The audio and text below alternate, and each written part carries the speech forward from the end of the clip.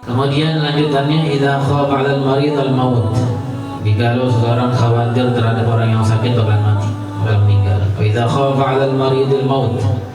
Jikalau seseorang khawatir seorang yang sakit itu meninggal, raghabahu nadban fi taubatin.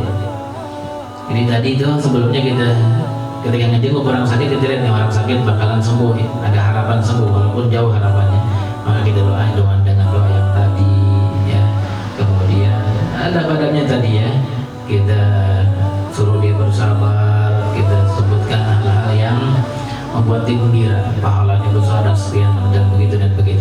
Nah sekarang kalau kita datangi orang yang sakit, kita lihat dia harapannya sakit itu sulit, harapannya sembuh itu sulit, dan yang kita lihat ini sepertinya akan mendatangi kematiannya.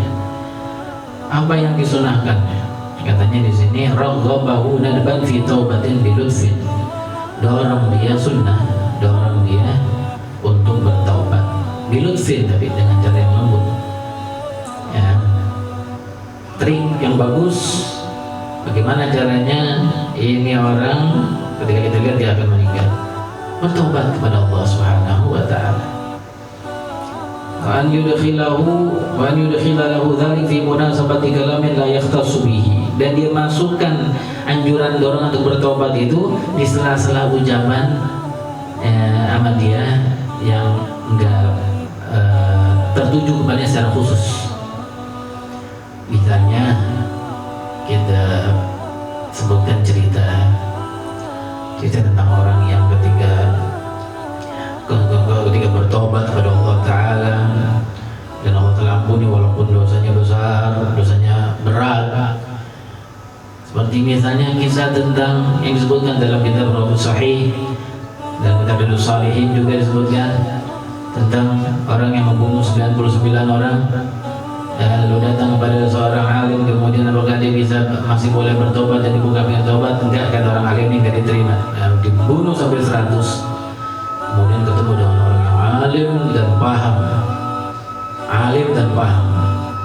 Ketika dia bilang, apakah saya sudah membunuh 100 orang? Apakah pintu tobat masih terbuka untuk saya? Kata orang alim yang paham ini, masih. Tapi tinggalkan dia punya kampung, pergi ke kampung si fulan, di sana ada orang ahli ibadah, kumpulan orang ahli ibadah, gabung sama mereka. Jadi diberikan, bukan cuma diberikan jawaban, diberikan arahan, mursyid orang ini, syekh mursyid, bisa berikan petunjuk kepada orang ini. Maka orang itu pun kemudian pergi ke kampung di mana di kampung itu ada sekelompok orang ahli ibadah, pengen gabung dengan mereka dalam rangka taubatnya. Tapi di pertengahan jalan kemudian dia meninggal. Lalu malaikat berebutan, malaikatul azab dan malaikatul rahmah. Malaikat azab ingin ngambil rohnya ini, mau dimasukkan ke dalam neraka. Malaikatul rahmah ingin ngambil roh ini untuk dimasukkan ke dalam surga. Yang malaikatul rahmah bilang ini baru tobat, yang lain bilang ini belum berbuat apa-apa, ini orang dosanya banyak, belum berbuat satu pun taat ibadah. Lalu Allah Ta'ala utus malaikat yang lain yang menjadi hakim penengah. Apa kemudian keputusan hakim, malaikat yang menjadi hakim ini? Katanya gisu, ukur ini jasadnya lebih dekat ke kampung mana? Kampungnya dia yang tukang banyak orang maksiatnya, tempat dia maksiat di kampungnya itu, ataukah kampung orang yang ahli ibadah itu? Maka ketika diukur, ternyata jasadnya lebih dekat ke kampung orang soleh dan kampung orang yang ahli ibadah, bedanya hanya sedekat. Maka kata si malaikat, malaikatul rahmat lebih berhak dengan rohnya, maka dibawa ke dalam surga. Padahal belum ibadah, belum pikiran bareng, belum sholawatan bareng, belum ibadah bareng dengan orang-orang yang ahli soleh itu, orang-orang ahli ibadah itu. Tapi dia punya tekad, setelah dia bertobat, dia punya tekad ingin meninggalkan semua maksiatnya dan kembali kepada Allah dengan sungguh-sungguh. Maka Allah Ta'ala berikan anugerah yang mulia itu. Maka dalam riwayat, ketika orang ini merasa mau meninggal di pertengahan jalan, kemudian dia hentakkan tubuhnya ke depan, sampai kemudian wafat dan terjatuh.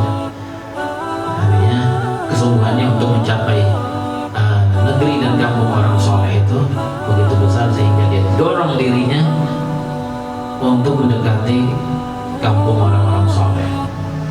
Cerita-cerita semacam ini ya, nggak terkhususkan gitu juga kepada orang yang sakit yang meninggal tadi, tapi agar terdorong orang ini untuk bertobat kepada Allah Subhanahu wa Ta'ala. Kita sebutkan sunnah untuk mendorong orang ini, orang yang sakit yang akan meninggal, agar dibertobat tapi dengan cara yang halus. Wa fi wasiyatin, dan dorong dia untuk berwasiat, fi ma lahu wa alaihi, berwasiat untuk sesuatu yang jadi hak miliknya, atau berwasiat untuk sesuatu yang menjadi milik hak orang lain atas dirinya. Ya, kalau dia lihat ada orang mau meninggal, sakitnya parah dan mau meninggal, bilang ingetin agar dia berwasiat untuk kalau ada hak orang, ya wasiatnya sama keluarganya, ada hak fulan, ada di lemari punya hak fulan, punya fulan, atau punya dia sama si fulan, agar dia berwasiat sehingga keluarganya tahu. Wa fi tahsin dzanni billah, dan dorong dia untuk berhusnudzan kepada Allah, seperti yang kita bahas sebelumnya. Orang yang menghadapi sakaratul maut agar rajanya lebih tinggi, lebih berat daripada khaufnya, dan husnudzannya agar kuat kepada Allah. Bi an yadhkura lahu karamallah, sebutkan kepadanya kemurahan Allah dan kedermawanan Allah. Wal ahadits ad-dalata ala si'ati fadli, sebutkan hadis-hadis yang menunjukkan luasnya karunia Allah Subhanahu wa Ta'ala. Banyak hadis-hadis yang berkaitan dengan itu, bahwa ayat pun demikian, seperti ayat yang sudah sebutkan yang di pelajaran yang lalu. Allah Ta'ala berfirman, qul lil ladzina asrafu ala anfusihim la taqnatu min rahmatillah. Katakan kepada orang-orang yang asrafu ala anfusihim, orang-orang yang menzalimi diri mereka, yang berbuat maksiat, la taqnatu min rahmatillah, jangan kalian putus asa dari rahmat Allah Ta'ala. Dan hadis-hadis tentang rahmat, sebutin hadis yang tentang pelacur Bani Israel itu. Orang pelacur Bani Israel, tapi ketika dia kehausan, kemudian dia dapatkan sumur, di dalam sumurnya ada air, lalu dia turun, dia minum, lalu ketika dia keluar dari sumur, kemudian dilihat ada anjing yang menjilat-jilat debu karena kehausannya, maka dia bilang, anjing ini sama keadaannya seperti aku sebelum ini, ketika kehausan. Maka dia turun ke bawah, kemudian dilepas salah satu sepatunya, diisiin air, kemudian dia naik, lalu karena nggak bisa naik dengan kedua tangan, dia gigit sepatu anjing itu yang kehausan dari air yang ada di dalam sepatunya. Kemudian Allah kata Rasul, Allah telah ampuni dosanya. Jadi rahmat Allah telah luas. Ini pelacur, tapi Allah telah ampuni hanya dengan memberikan minum kepada anjing yang kehausan, karena dia kasihan kepada anjing itu, maka Allah telah pun memberikan rahmat dan kasihnya kepada pelacur ini dengan diampuni dosanya. Hadis-hadis yang semacam ini sebutkan kepada si sakit yang akan meninggal, supaya dia mendapatkan gambaran rahmat Allah yang begitu luas. Wa yadhkuru lahu man min amali, dan sebutkan kepadanya sebagian dari amalan-amalannya, ma yuzilu anul qunut, yang bisa menghilangkan putus asaannya. Ente kan sering banget puasa Senin Kamis, Allah Ta'ala gak bakalan azab ente orang yang ahli, orang yang suka puasa. Ente kan sering bersedekah, ente kan menjalankan fardu salat yang 5 waktu ente gak tinggal, ente kan rajin berjamaah. Pastinya orang itu walaupun ada walaupun jahat, tapi ada sesuatu yang jadi kebaikannya. Dan ketika kita lihat itu, sebutkan itu, ente kan demikian, ente kan demikian. Dan dengan demikian dia akan menghilangkan rasa putus asanya dari rahmat Allah.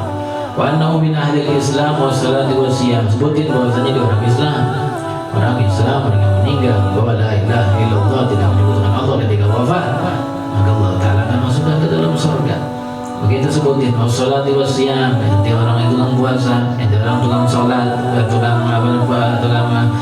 puasa, tukang sholat. Wa annahu ta'ala yuhibbul afwa, dan Allah Ta'ala senang mengampuni. Wa yazidu fi wa'dihi, lebihkan di dalam nasihatnya. Nanti di dalam momen itu, kesempatan terakhir ketika akan wafat, kita lihat dia akan menghadapi sakaratul maut, maka banyakin nasihat buatnya.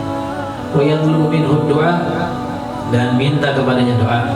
Wa ya'muruhu bi mulazamatit tib wa tazayyun, dan perintahkan dia untuk selalu memakai minyak wangi dan berhias, datang pada Allah Ta'ala dengan kesiapannya. Dan